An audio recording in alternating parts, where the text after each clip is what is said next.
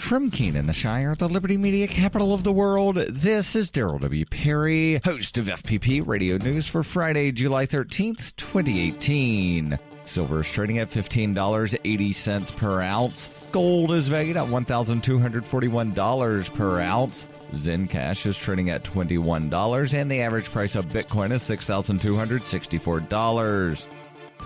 Antiwar.com reports in comments Thursday, President Trump revealed that he believes that having withdrawn from the P5+1 nuclear deal and started imposing new sanctions means Iranians are feeling a lot of pain right now. He predicted they would have to call him and ask for a new deal. Trump withdrew from the deal in May and claims now Iranians are treating the U.S. with a lot more respect. Iran has mostly focused public efforts on continuing to keep its commerce flowing worldwide since the U.S. was not honoring much of the deal in the first place. Iranian officials say the priority is to sell as much oil as possible. Despite Trump making much of the moves being about forcing Iran to renegotiate the deal, he has been very vague on what he actually wants out of Iran that is different from the existing P5+1 nuclear deal. Trump's interest in forcing Iran to accept a different deal is just part of the equation, and many analysts have seen the rhetoric coming out of the U.S. as focused on the idea of provoking a confrontation with Iran to justify military action. Trump's own comments suggest this may not be his idea, and rather he's doing much of the same as he did with North Korea, dialing up tensions as much as possible and making a lot of threats as a bargaining strategy to force the other side to give him a better deal.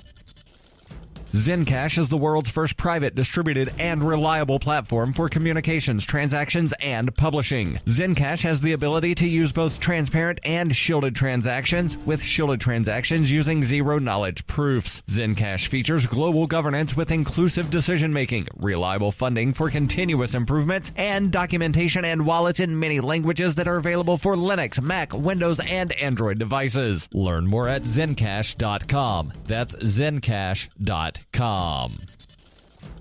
UPI reports a jury in St. Louis on Thursday said Johnson & Johnson must pay $4.69 billion to 22 women who said asbestos in the company's talcum powder caused them to develop ovarian cancer. The verdict came shortly after the jury awarded $550 million in damages to the women. After announcing the award, the jury deliberated further and added $4.14 billion in punitive damages against the company. The company said it was deeply disappointed with the verdict and plans to appeal because of a fundamentally unfair process. The $4.69 billion award is the largest jury award in the United States this year, according to Bloomberg. Before Thursday's action, the largest was a $1 billion award given to a sexual assault victim in Georgia. More than 9,000 lawsuits have been filed against Johnson & Johnson due to allegations of health problems caused by asbestos in its talcum powder products. In some cases, large settlements have been overturned, as was the case in October when a judge in Los Angeles overturned a $417 million settlement against the company on grounds that serious misconduct was allegedly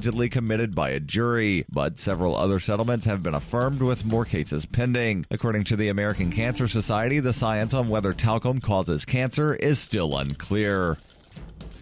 When you hear the word lobbyist, you probably think about greedy corporations, but not all lobbyists are the same. Some are fighting for the freedoms you hold dear. Liberty Lobby LLC is doing just that in New Hampshire, working hard to represent you, not some special interest group. You can help by going to libertylobby.info, where your contribution will give us the tools we need to ensure that your voice is heard. Visit libertylobby.info today to find out more.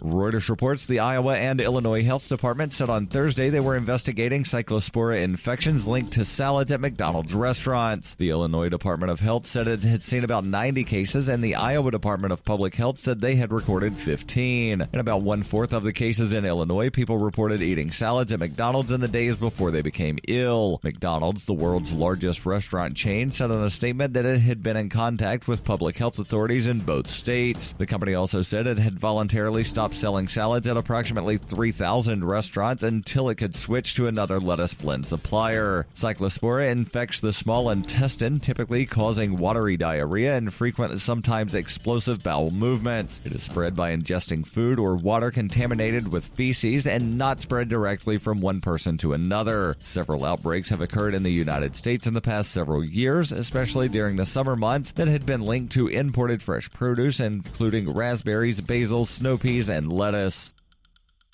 This has been FPP Radio News, online at fppradio.com.